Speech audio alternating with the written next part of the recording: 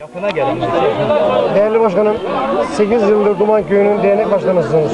Evet. Aynı Şu anda gerçi köyler mahalle oldu. Duman Mahallesi'nin dernek başkanısınız. o şekilde. Çalışmalarınız nasıl gidiyor? Çok güzel gidiyor.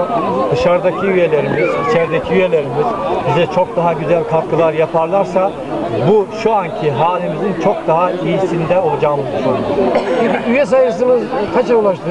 Bugün itibariyle 116 kişi. Anladım. Evet. Çalışmalarda zorlanma, aidatlarda zorluk çekiyor musunuz?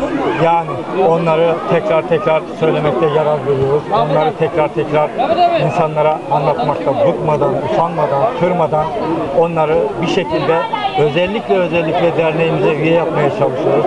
Ama bununla ilgili de bazı şikayetlerimiz var, onu da belirtmek istiyorum. Peki bundan sonra köyümüzle ilgili, yani mahallemizle ilgili neler yapmayı düşünüyorsunuz? Yatırımlar, güzellikler anlamında, kalıcı bir eser anlamında. Şu anda yemekhane çalışmasıyla ilgili bir çalışmamız var. Bunun projesini çıkarttık. Yaklaşık 20 gün veya bir ay civarında eski olan yemekhane sistemini yıkacağız. Yerine yeni ve 3 kattan oluşan bir yemekhane sistemi kurmayı düşünüyoruz. Ama bunu yaparken de herkesi taşın altına elini sokmasını istiyoruz. Anlıyorum.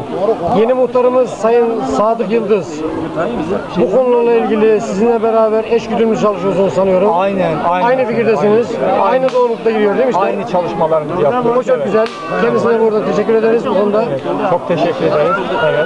Peki insanlar aidatları öderse, hatta ayrıca maaş da yaparsa kalkınmamız daha hızlı olur, öyle mi?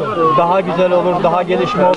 Aynı zamanda bizim zaten köy heyetiyle, muhtarlık heyetiyle almış olduğumuz bir karar var ve o kararı aynen devam ettiriyoruz ve bu her haneden 500 TL olmak kaydıyla içeride ve dışarıda aynı şekilde bunun sürdürülmesini istiyoruz. Yani bu sadece bu köyün altından kalkacağı bir şey değil. Yaklaşık 300 milyar eski parayla, yeni parayla 300 TL anlamına gelen bir şey oluyor. Bunu da gerçekleştirmek kolay değil. Yine söylüyorum. İnsanlarımız içeride, dışarıda elini taşın altına koyması gerekiyor. Evet. Tabii insanlar aidatlarını